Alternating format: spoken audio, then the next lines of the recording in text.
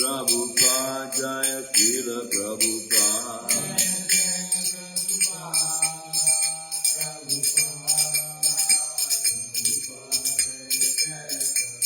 Jaya Jaya Gurudev, Gurudev, Gurudev, Jaya Jaya Gurudev.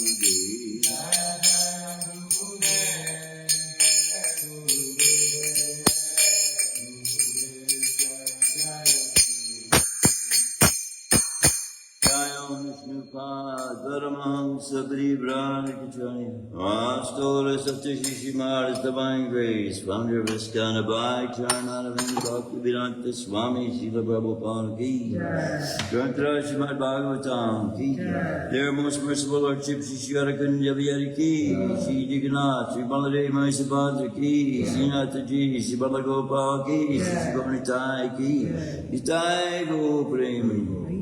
All glories to the assembly. All glories to the assembly. All glories to the assembly. All glories to the Lotus feet of Shri Guru and Shri Gauranga. Om Namo Bhagavate Vasudevaya. Om Namo Bhagavate Vasudevaya. Om Namo Bhagavate Vasudevaya. Narayanam Namaskritya Naram Chaiva Narottamam Tim Vyasam Totayam Tiraya Nityam Bhagavata Sevaya Bhagavati Utama Shloke Aktir Bhagavati Naishtaki. Reading from Śrīmad-Bhāgavatam, Canto 1, Chapter 15, entitled The Pāṇḍavas Retire Timely, and we are on text 46. Te sadhu krita savarta. Te sadhu krita sarvarta. Jatvatyaniktikam Atmana Jatvatyantikam Atmana Manasa Dharayam Asu Manasa Dharayam Asu Vaikunta Charam Ambujam Vaikunta Charanambujam Te sadhu krita sarvarta Te sadhu krita sarvarta Gatvatyanti kamatmana Gatvatyanti kamatmana Manasa dharayamasu Manasa dharayamasu Vaikunta charanambujam Vaikunta charanambujam Please chant. Te sadhu krita sarvarta Te sadhu krita sarvarta Yadvatyantikam atmana Manasa dharayamasu Vaikunta charanambujam Te sadhu krita sarvarta Yadvatyantikam atmana Manasa dharayamasu Vaikunta charanambujam Te sadhu krita sarvarta Yadvatyantikam atmana Manasa dharayamasu Vaikunta charanambujam Te, all of them, sadhu krita, having performed everything worthy of a saint. Sarvarta, that which includes everything worthy. Gyatva, knowing it well. Antyantikam, the ultimate. Atmana, of the living being. Manasa, within the mind. Dharayamasu, sustained.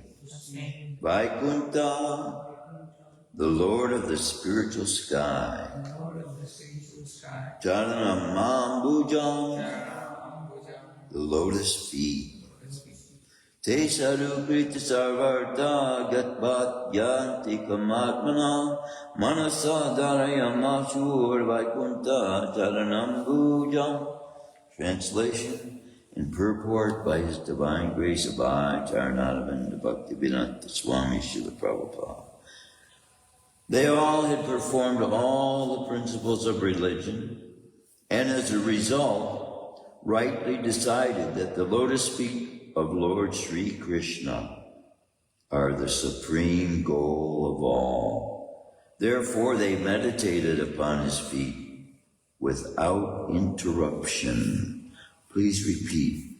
They all had performed all the principles of religion. They all had performed all the principles of religion. And as a result, rightly decided that the lotus feet of the Lord Śrī Kṛṣṇa are the supreme goal of all.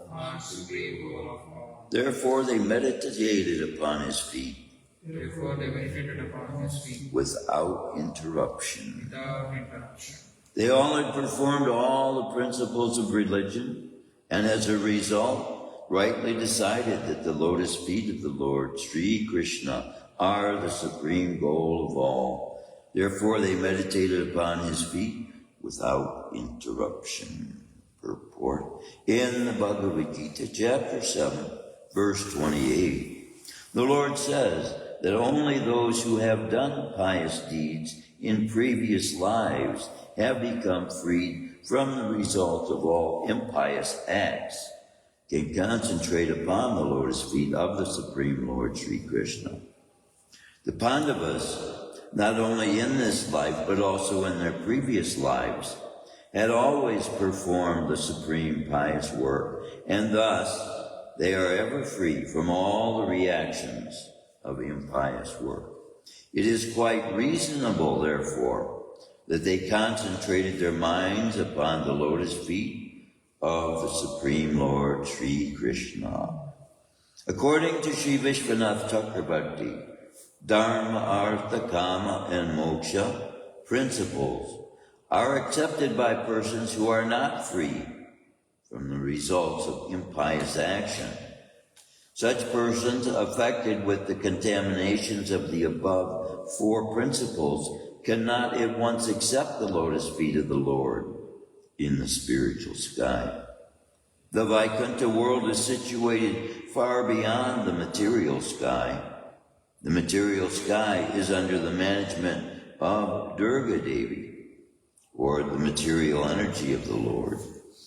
But the Vaikuntha world is managed by the personal energy of the Lord. Om Jnana-timirandasya Gyananjana Shalakaya Chakshusmilitam Yena Tasmai Shri Gurave Namaha. What a realization is being given to us here in regards to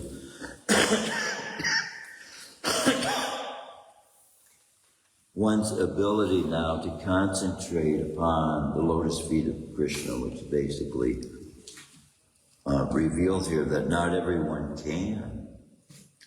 And so we see as well, there are devotees who come to Krishna consciousness who have sought all the other paths that are available on the planet. And having done that, then they have somewhat of a means of being able to evaluate and make comparisons, and thereby make an honest decision on whether they believe Krishna consciousness is the superior path or not. And then having come to that conclusion, which we see the Pāṇḍavas all have.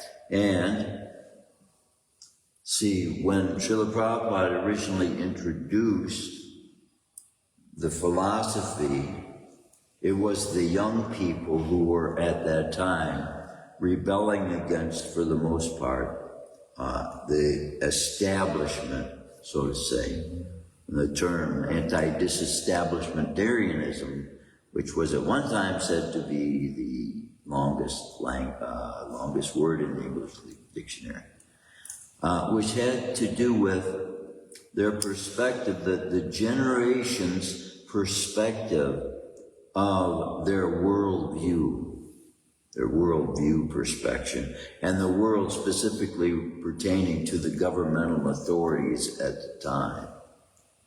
So, by this form of renunciation that Śrīla Prabhupada was presenting to the world, it was to them, first out of the group of people that there were, they were immediately attracted. This was a form to them of anti-materialism that they were felt drawn to.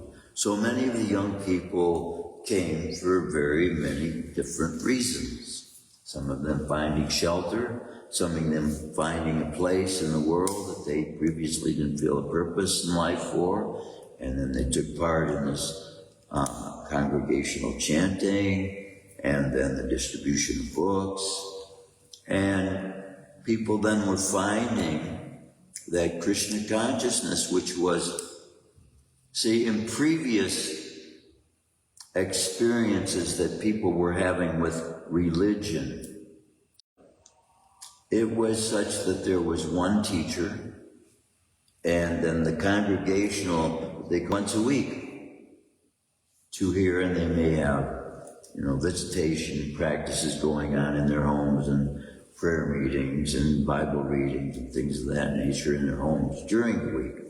But for the most part, everybody lived in their own house, their own home, apart from the church or the temple which the priests lived in, and all the member priests. And then in the Roman Catholic Church there were nuns also that attended to teaching the children and taking on various matters like that. But when Śrīla Prabhupāda came, the movement was offering to these young people a purpose for life and also a shelter from the necessities that were being pushed upon them by the existing societal pressures, that they had to work 8 hours a day, 10 hours a day at a job that most of them, which myself included, didn't feel exactly perfectly suited to.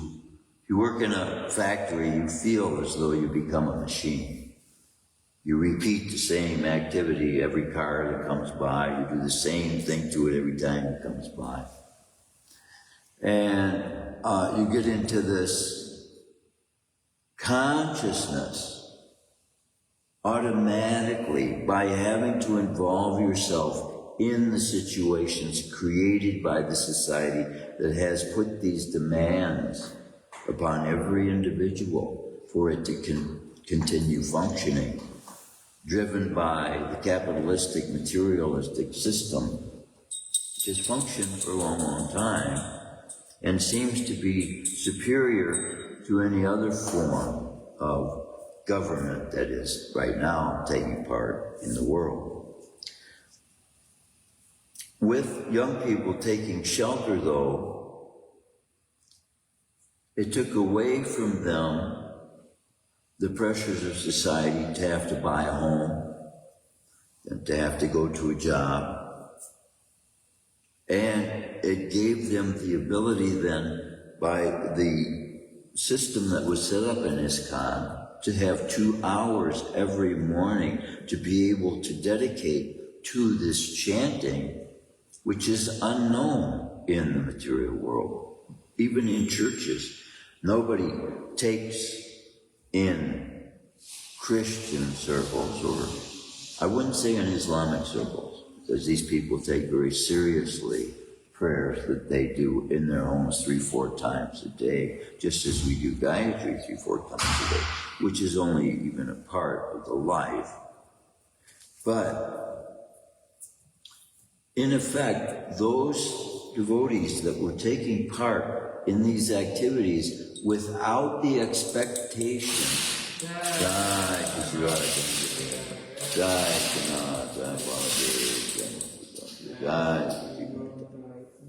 without the expectation of anything in reward, which is incorporated in the process necessarily for us to develop this consciousness of love towards God, not expecting anything in return.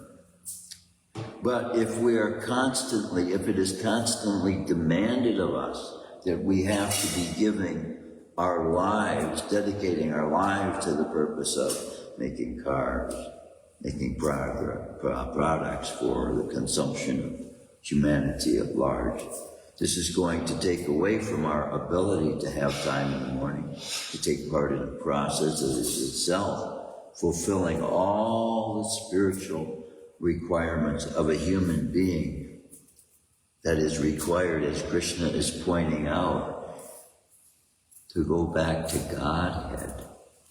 So there's a difference between going back to heaven, I say back to heaven, that was a slip of the tongue.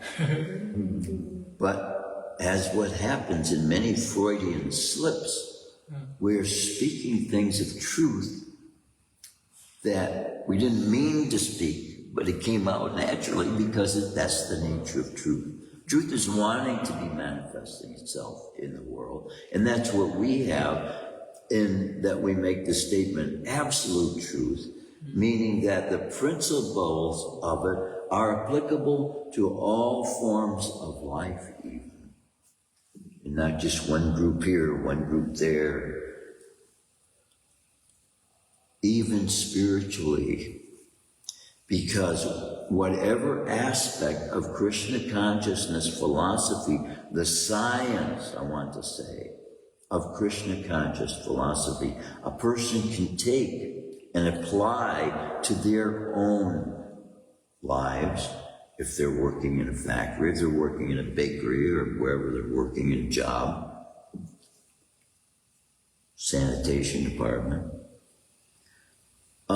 then they can still take the benefit that that part of the philosophy gives them to more purify the consciousness of their lives, the thinking process of taking part in, to realize what best use that the reward they get from that effort they're making in using the material energy.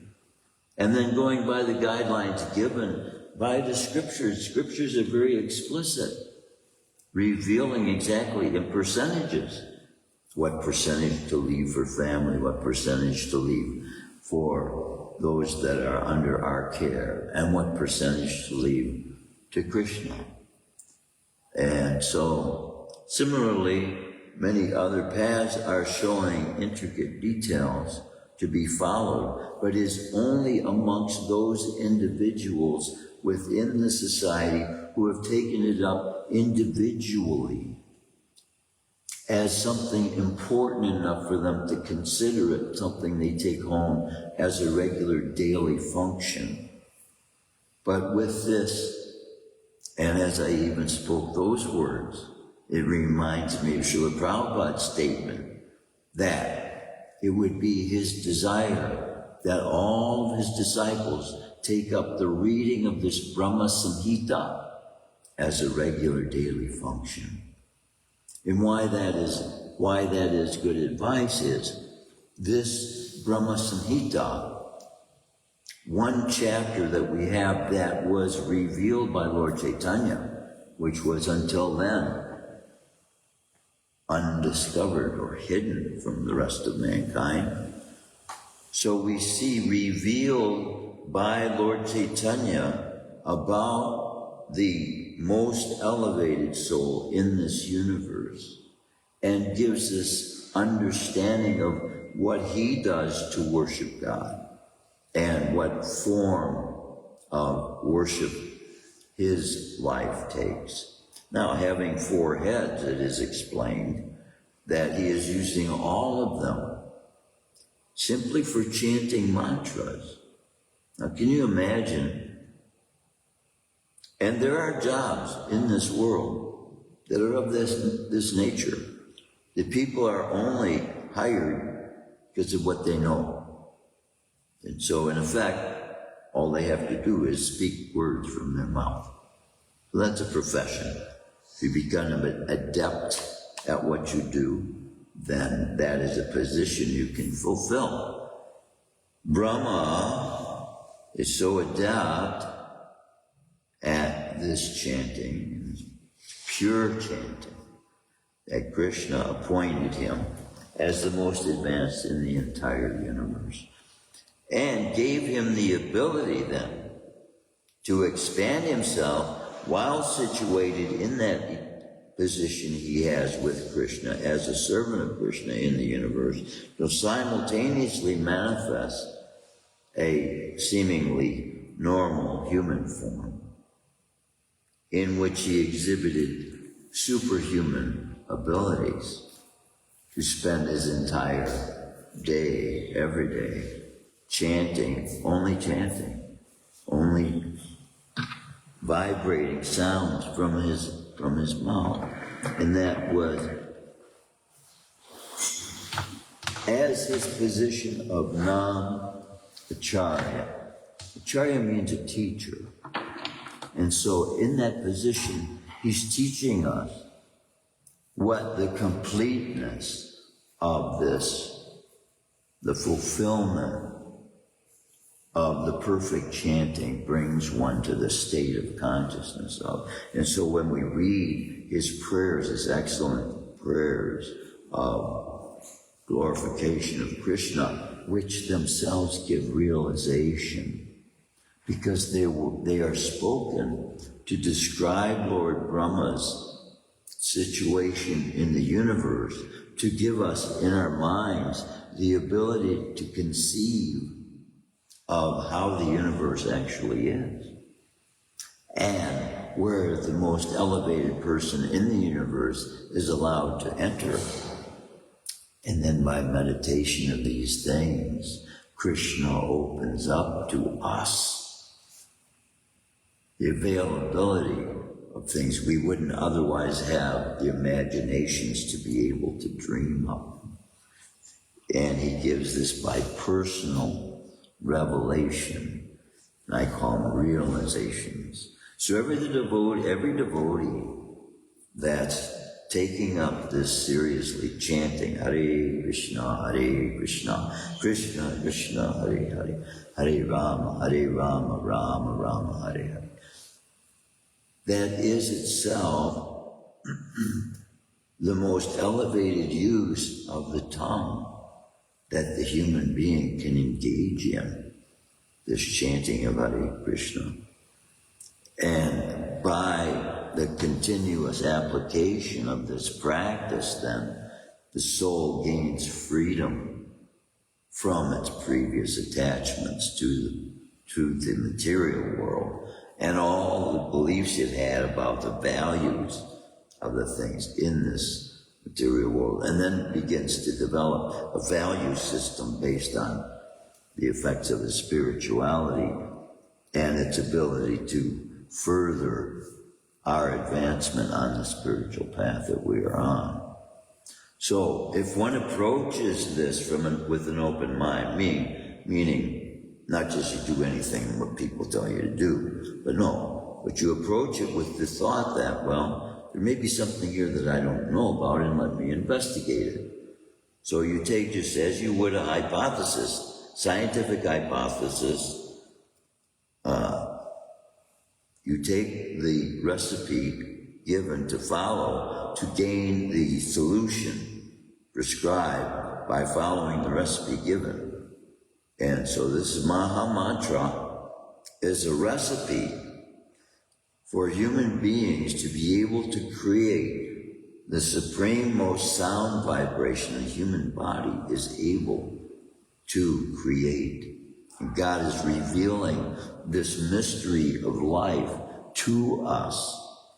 And the more we put into practice the use of our tongues for this purpose, it will manifest in our application of the teachings to be able to bring it to other people as well. So we'll be able to speak to them things that they've never heard of before, that Krishna will put words in our tongue to enlighten them and to arouse them and to give them an impetus to want to know more about who Krishna is, because it is the most profound. Love is the most profound experience of consciousness to be found by the soul that we are, because it's the nature of its own substance. We're made of love. Sachidananda is the completeness and the substance of it. And Krishna is that unlimitedly. And so this process is being given for us to be able to know what love is, not the perverted reflection people are making of it to be with an experience felt by the physical senses. That's not what love is at all. Love is a conscious experience of the presence of love, of Krishna, who is all-knowing and all-powerful, and the origin of everything, the origin of everything. And as such, everything that comes from Krishna, in effect, is revealing an aspect of Krishna, but only in small, tiny degrees.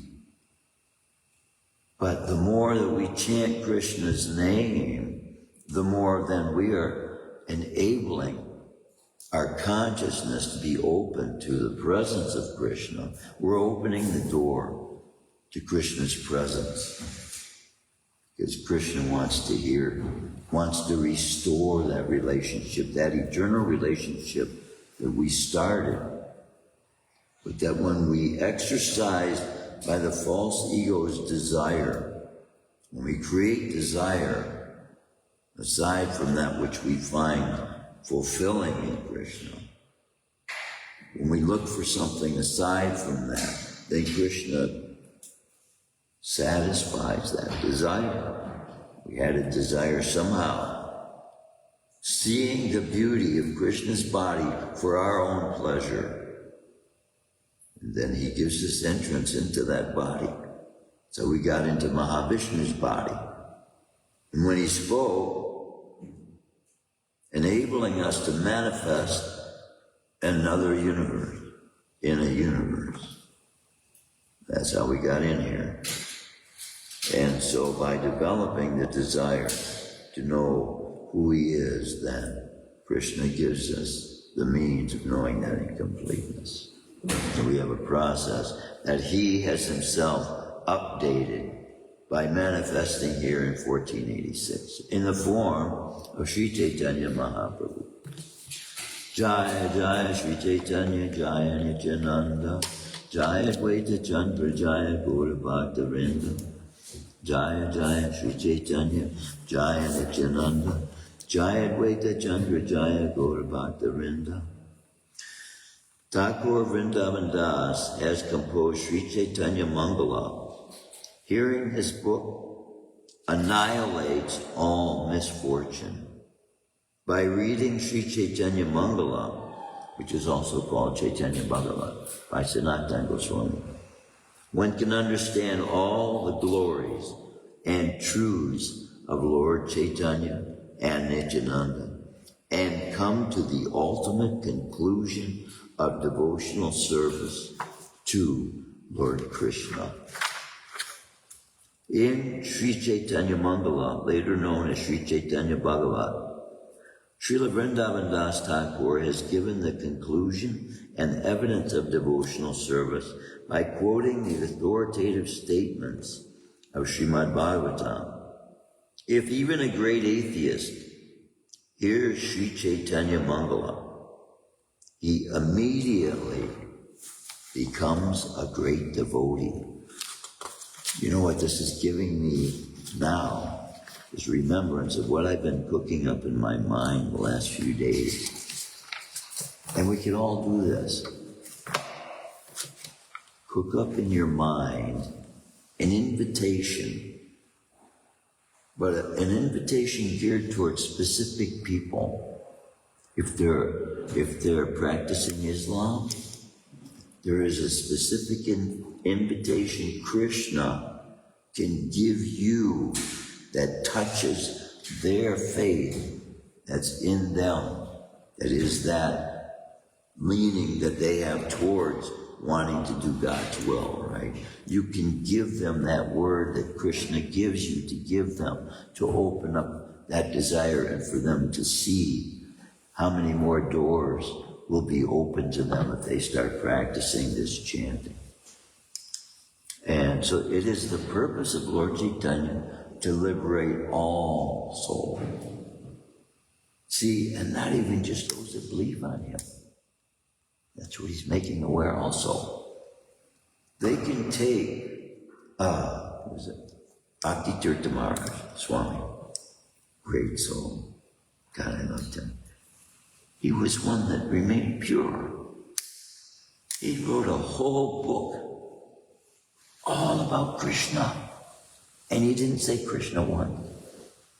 And he created disciples that that took part in devotional service, didn't even know they were taking part in the ISKCON movement. Yeah. And some of them now are full-time devotees in ISKCON. Excellent intelligence to be able to use what he had gained as knowledge all throughout life, to be able to give to other people of his same mentality, that which Krishna had given to him, and reach them, so that now they could turn from the disastrous end that these lives will bring, even at their highest attainment, the heavenly planets. Why we look at that even as hell? Because those that get the pious acts, fulfillment that they performed in this life, when the pious acts run out, because those lives last for tens of thousands of years, and we're only giving in exchange 100 at most that we've spent here for the reward of heaven, if we are on the spiritual path, as is said, the flowery teachings of the Vedas, karma kanda. So why we look at that as hell is because when those pious activities run out, then they have to suffer for the impious acts that they perform, and then purified to the extent that they can come back to a similar place, which has not been visited by Lord Chaitanya recently, because we pass up this opportunity, having been born on the same planet Lord Chaitanya is, just 500 years ago, 540 this year, exactly. And so we have to do everything we can to invite these people. You are an ambassador for another environment totally, a spiritual environment, a spiritual city, a spiritual world, a spiritual universe. It's what Vaikuntha is. A universe in which all the living entities have access to all the planets. And all the planets are as big as every one of our universes. Bigger. And so, by opening up their minds and consciousness to what? See, the Bible is revealing its own limitations in statements such as, the eyes nor ears, the eyes have not seen nor the ears heard what glorious things God has prepared for those who love Him, right? But we have account that eyes have seen. Eyes have seen what Krishna has given them. And when we read the ISKCON book, the things that people have gained an entire planet, Krishna gives people planets. When in our mind, what is it? What is a great gift? A diamond ring, built this big, right? But Krishna gives away a whole planet. You want a planet? Which is why we have to purify the desires of our hearts. And in that purification then will come the satisfaction that we're looking for in all the directions we point away from Krishna. Because we're looking still for satisfaction. So why not continue pointing at that direction that brings complete satisfaction, wholesomeness of mind, thoughts that bring continuous union with the understanding that the Supreme Person whom we're serving is in control of everything. And He's all powerful. And He can manipulate things any way they need to be manipulated for His purpose to be fulfilled. And you, if you're listening to this message and you're taking it personally, then you are one of His servants.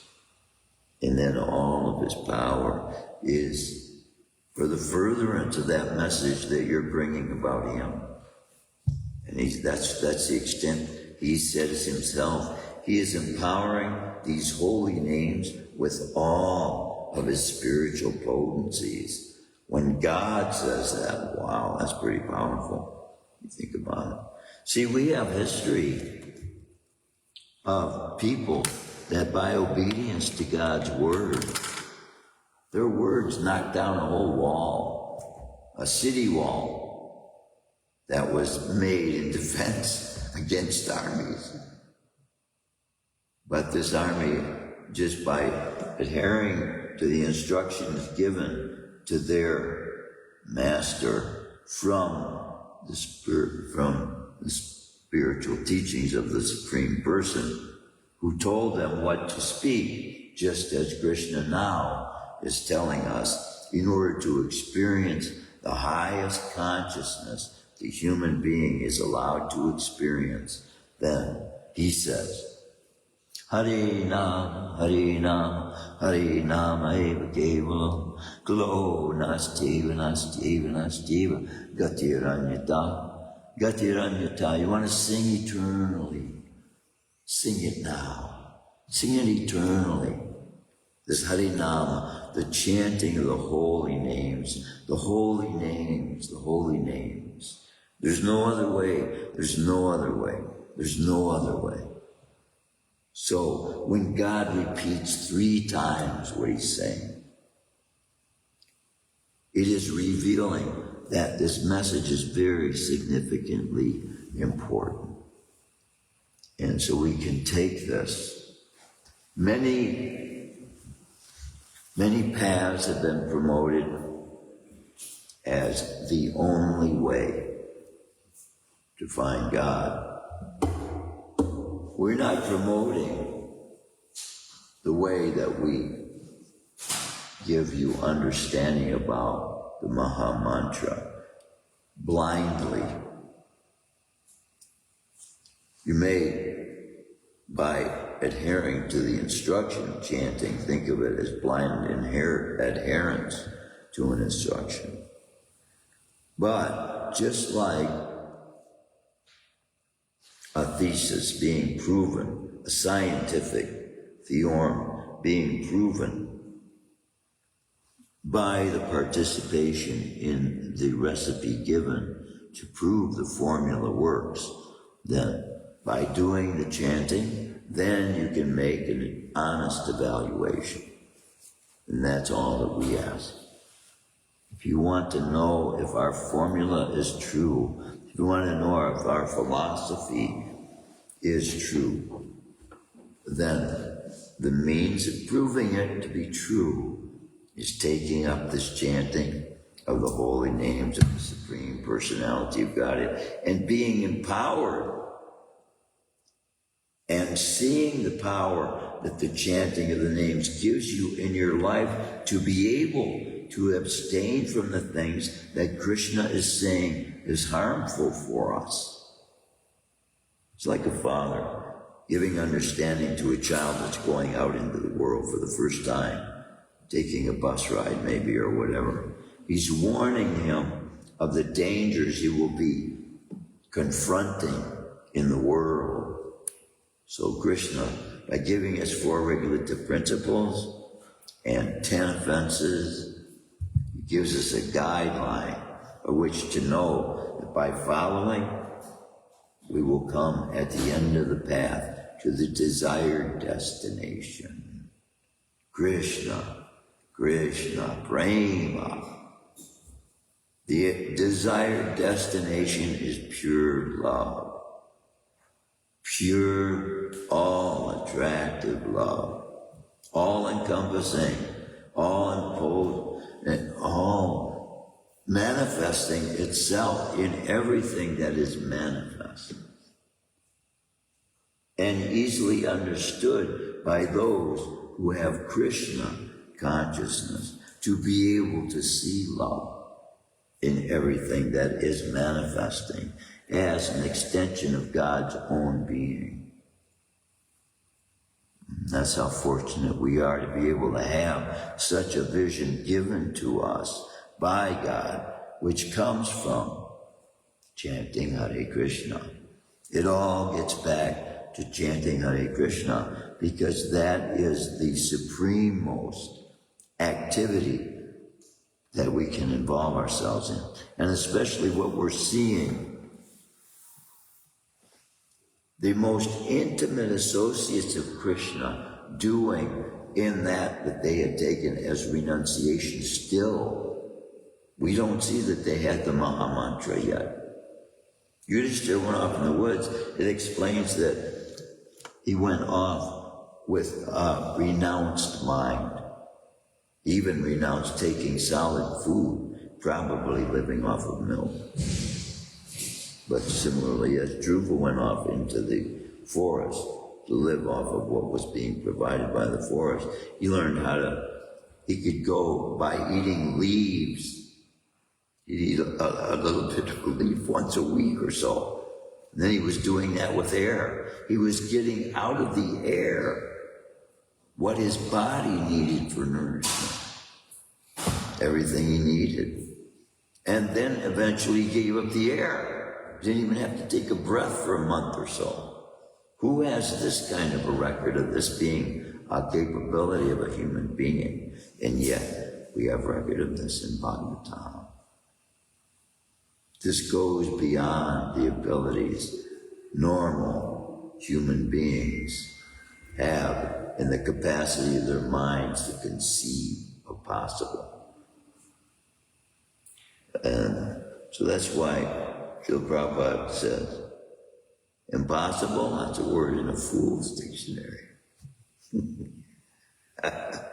When you hear the things that have been done by human beings, simply by their attraction to Krishna, it's just overwhelming.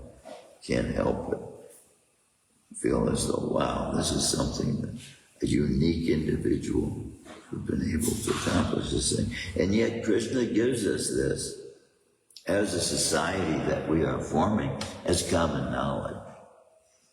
And so this chanting that we are taking to ourselves as a society becomes also common knowledge.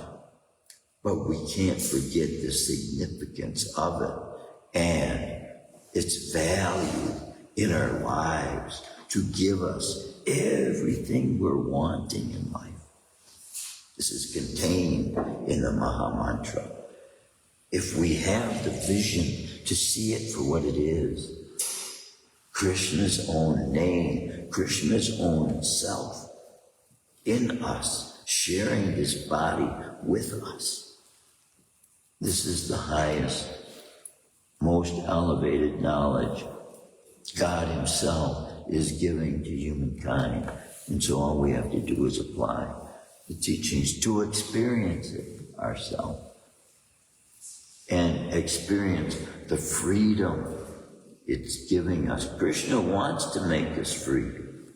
This is why he has given all these various practices throughout all of the history that we have in the Vedas, going back millions of years.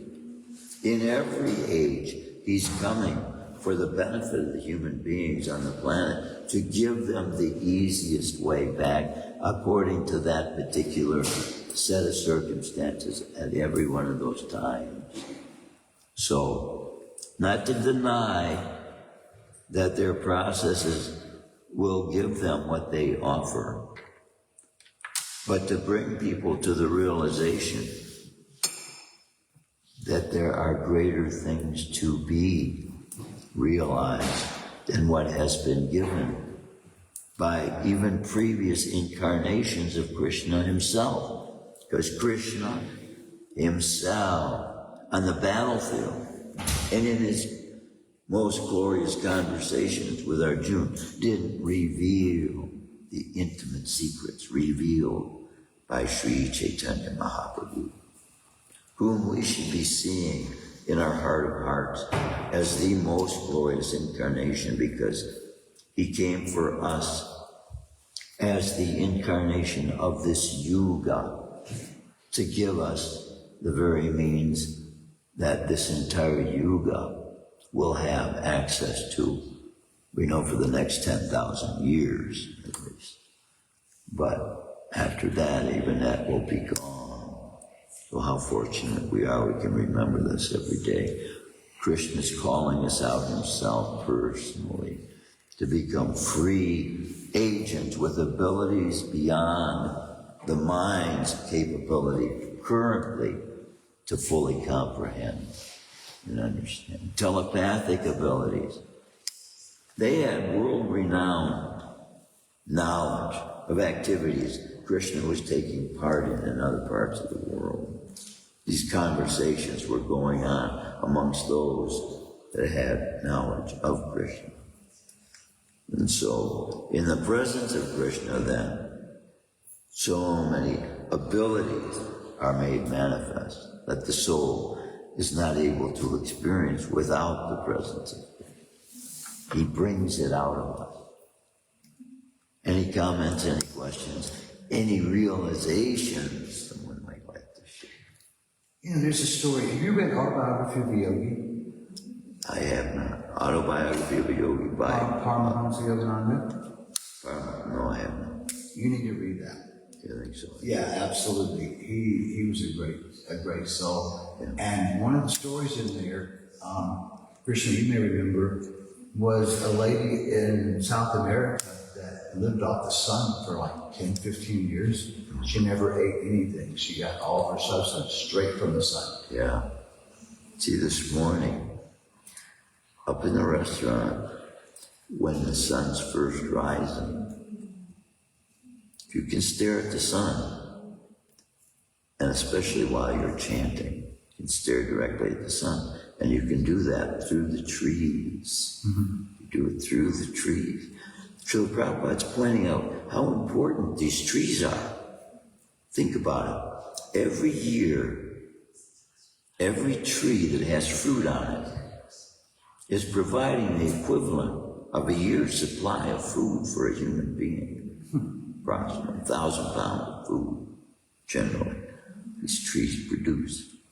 So they're very special living entities that have developed that kind of consciousness, that Krishna has put them in a form to be able to fulfill that desire they have, to be able to benefit human beings of the labors and efforts of their own work.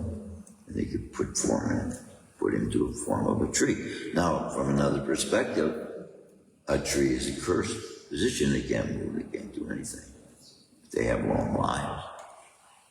So, desires get fulfilled in many different ways, which is why it's so significantly important to purify the desires we do have, so that they won't be a hindrance, but that they'll actually be advantageous when we gain the knowledge of how Krishna is willing to give it. And we see, read 11th canto, just to see how Krishna is of such a giving nature. It's like he's asking, what do you want? I'll give it to you. It's like the whole 11th canto is like that, you know. Krishna asking us, he wants to fulfill our desires. Once you come to that purified state of consciousness, in fact, what was it? It may have been Dhruva, but there was a devotee that had originally approached Krishna with material desires. Yeah, Dhruva was of that nature too. So this is more than one devotee has had this experience. Because then when you realize what your desire is in comparison to just being in Krishna's presence, then you give up all that other stuff, you know. Oh my God, Krishna, I have you now. I don't want anything else. But then Krishna forces him, no, you must stay now. You must stay. So we have to very much purify our heart's desires, because we're going to get what we want. And so we don't want that to be a problem. We don't want to be given what we want to be taught a lesson of pain. We want to get what we want to further the knowledge of Krishna consciousness and help everyone else know what a great valuable treasure human life has to offer in the ability to communicate with God and have a constant relationship with God and know the answer He has to every solution of our problem. Jai, thank you very much, Prabhu. All glories to your service, Prabhu. All glories to the ISKCON movement. Jai. Śrīmad-Bhāgavatam. Ki Jai. Śrīla Prabhupāda. Ki Jai. There, most merciful Lordship, Shri Śrīmad-Bhāgavatam. Ki Jai. Shri Jagannath, Shri Baladev, Shri Subhadra, Shri Gauranta.